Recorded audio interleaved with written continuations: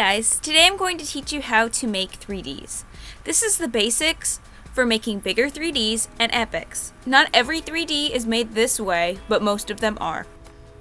As you can see here, there's a series of X's, or pyramids if you like, and this is what makes a 3D 3D.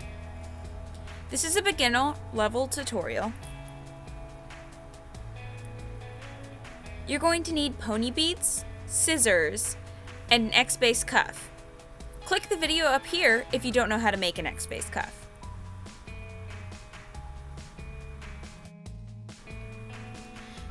Now that you have your X-base cuff made, you're going to need attached string coming out of 2 of your beads. We're going to string through a connector bead, which in this case for my cuff it's black. Our next step is to add on beads and string through diagonal, and this is going to create our first line for our first X.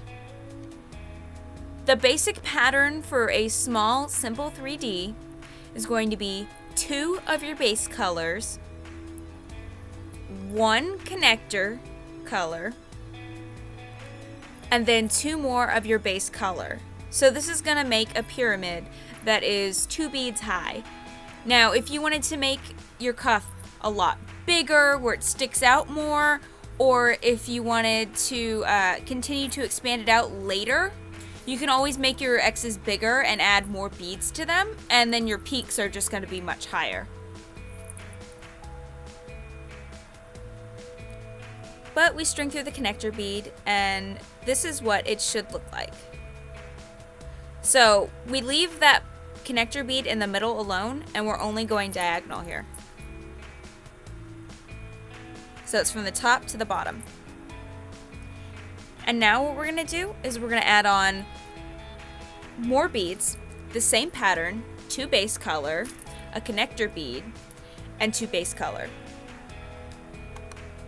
This time we're stringing from the bottom to the top in a diagonal pattern again.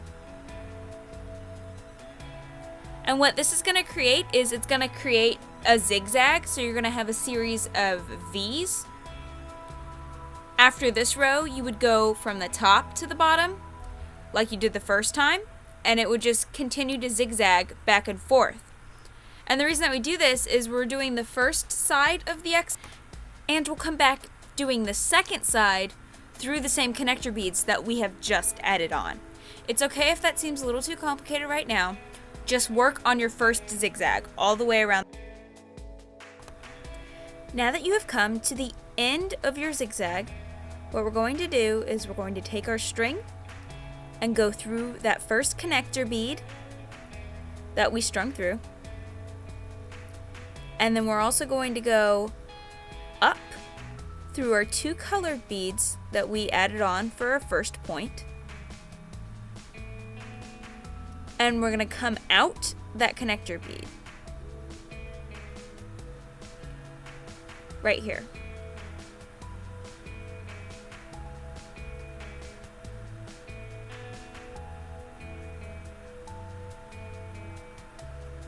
You also might need to make sure that you keep this tight because it is going to want to come loose.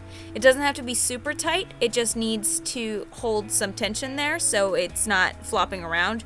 Your points should stick out a little bit and they shouldn't be floppy. It's important to note that I did not tie this off on this row. I chose not to, but if you want to tie it off, you can. I just choose not to. We're going to add on 2 base color beads and then string through our connector bead that is open. And what this is going to do is it's going to add the 3rd leg to our X. Like this. We're going to add on 2 more base colors to start on our next X. Our 4th leg of that particular X is going to be finished, and that's going to be the last thing that we're going to string on, so don't worry that that has 3 legs right now. Just add on 2 base colors, string through a connector bead,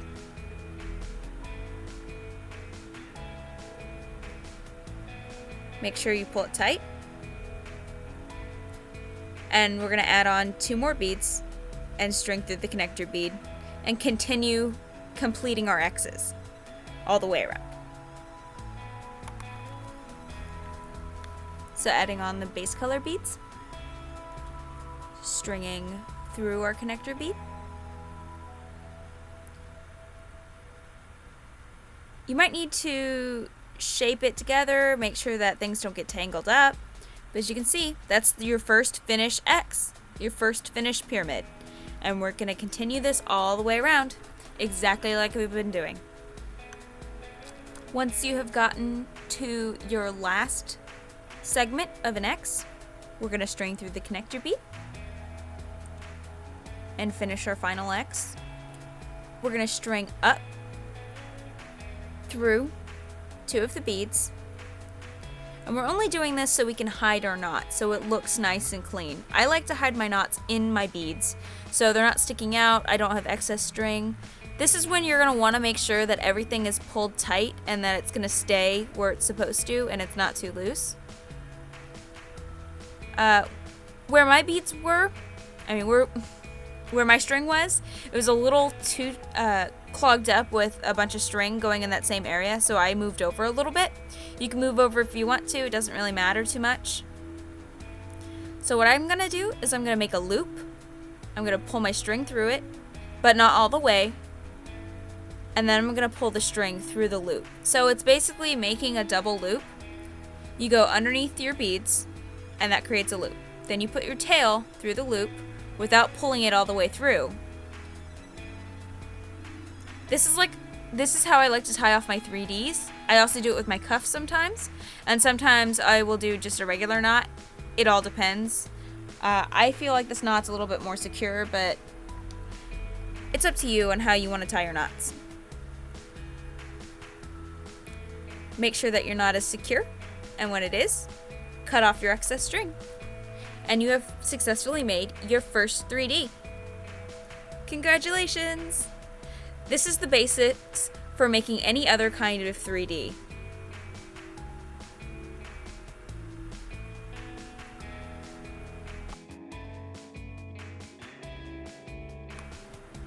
So I decided to share with you what I actually did with this 3D. I decided that I wanted to make it a dinosaur 3D with these buttons that I got from Michaels. How I did this was I added on 4 beads and a button. So I would add on 2 beads, a button, 2 more beads, and then string through a connector bead. And this is basically making a big single around the whole thing. And that's another kind of common thing that you will see with a lot of other 3Ds. I hope that this tutorial was helpful and you guys got a lot of good ideas.